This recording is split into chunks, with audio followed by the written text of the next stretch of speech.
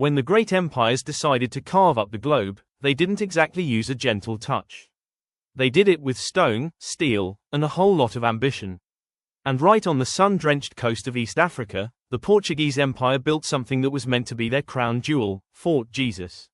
For them, this place wasn't just a fort, it was the key to unlocking all the wealth of the Indian Ocean, a foothold they believed was absolutely unbeatable.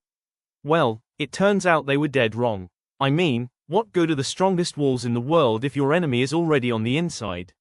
For the Portuguese garrison at Fort Jesus, their little slice of coastal paradise was about to become a tomb. And the threat wasn't coming from some invading army or a rival navy. It was coming from a man they had raised as one of their own. This is the story of how one single act of betrayal didn't just lead to a horrific slaughter, it ignited a cycle of revenge that would last for centuries. The Gilded Cage. So, picture this, it's the late 1500s, and the Portuguese are determined to get a monopoly on the Swahili coast's incredibly rich trade in gold, ivory, and spices. They pick Mombasa as their home base and, in 1593, they get to work building Fort Jesus. And this thing was an absolute beast. Built on a coral ridge, it was a masterpiece of Renaissance military design. We're talking angled walls that created these lethal kill zones, making any direct assault a complete suicide mission. To really lock down their power, the Portuguese brought local leaders into the fold, including a young Swahili prince they were sure they could control. His name, Muhammad Yusuf. The Serpent in Paradise. Now, this is where it gets personal. Yusuf was, for all intents and purposes, a creation of the Portuguese Empire. They took him all the way to Goa when he was just a boy, raised him as a Catholic, even gave him a new name, Dom Geronimo, and groomed him to be their perfect, loyal puppet ruler. The problem was, when they sent him back to take the throne of Mombasa, he was carrying a secret, burning grudge. The Portuguese had murdered his father. So, on August 15, 1631, he made his move. He and his followers literally just walked right into the fort. Of course, the guards knew him. He was the guy the Portuguese themselves had put in charge. The fort's commander was one of the first to die, stabbed by the man he almost certainly trusted. What came next was a cold, methodical slaughter of every single Portuguese man, woman, and child inside those walls. The cycle of revenge.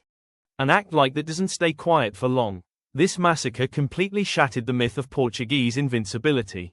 And as word spread, another major power started making waves in the Indian Ocean, the Omani Sultanate.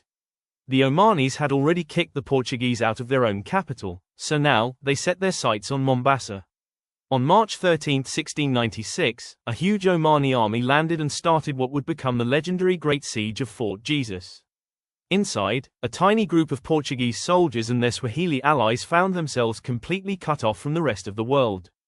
And the Omani strategy, it was as simple as it was brutal, just starve them out.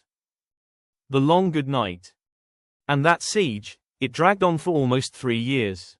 It was just a relentless nightmare of starvation, disease, and pure despair.